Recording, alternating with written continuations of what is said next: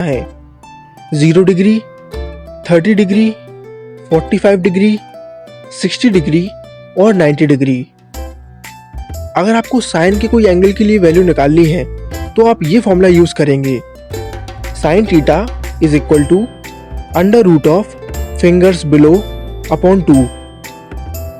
चलिए इस चीज को मैं आपको एक एग्जांपल से समझाता हूँ।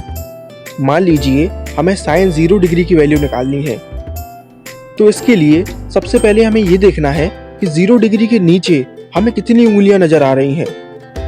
ये रहा 0 डिग्री और इसके नीचे हमें एक भी उंगलियां नजर नहीं आ रही, इसीलिए हम लिखेंगे under root of 0 divide by 2, जो कि आएगा 0, यानी साइन 0 डिग्री की वैल्यू 0 होती है।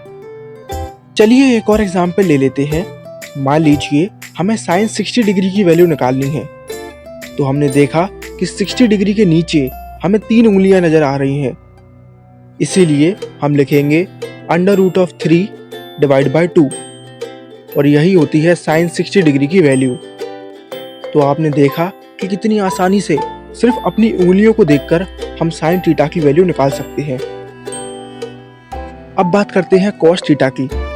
कॉस थीटा की वैल्यू निकालने का फॉर्मूला है under root of fingers above divide by 2, यानी साफ है कॉस थीटा की वैल्यू निकालते समय हमें ये देखना है कि हमारे एंगल के ऊपर कितनी उंगलियां हैं।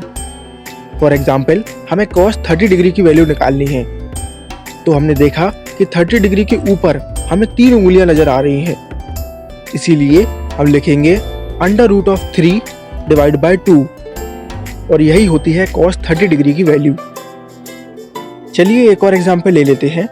मान लीजिए हमें कॉस 90 डिग्री की वैल्यू निकालनी है, तो हमने देखा कि 90 डिग्री के ऊपर एक भी उंगली नहीं है, इसीलिए हम लिखेंगे under root of 0 divide by 2, जो कि होगा 0, यानी कॉस 90 डिग्री की वैल्यू 0 होती है।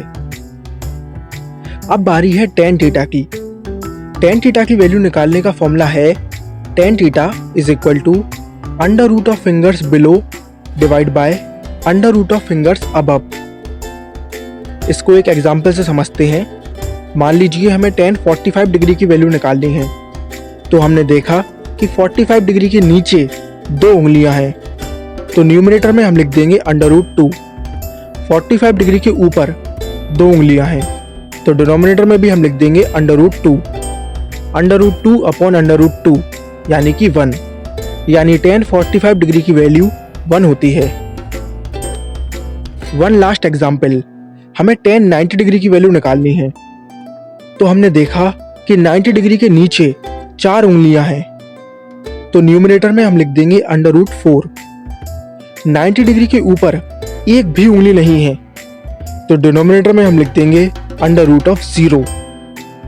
अब आप सभी को पता है कि किसी भी नंबर को 0 से डिवाइड करने पर कोई भी आंसर नहीं आता, वो अनडिफाइंड होता है, यानी tan 90 डिग्री अनडिफाइंड होगा। तो आपने देखा कि कितनी आसानी से हमने सिर्फ अपनी उंगलियों को देखकर साइन, कॉस और tan की वैल्यू निकाल ली।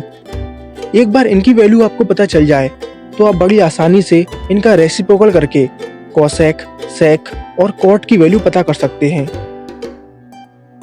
आई होप आप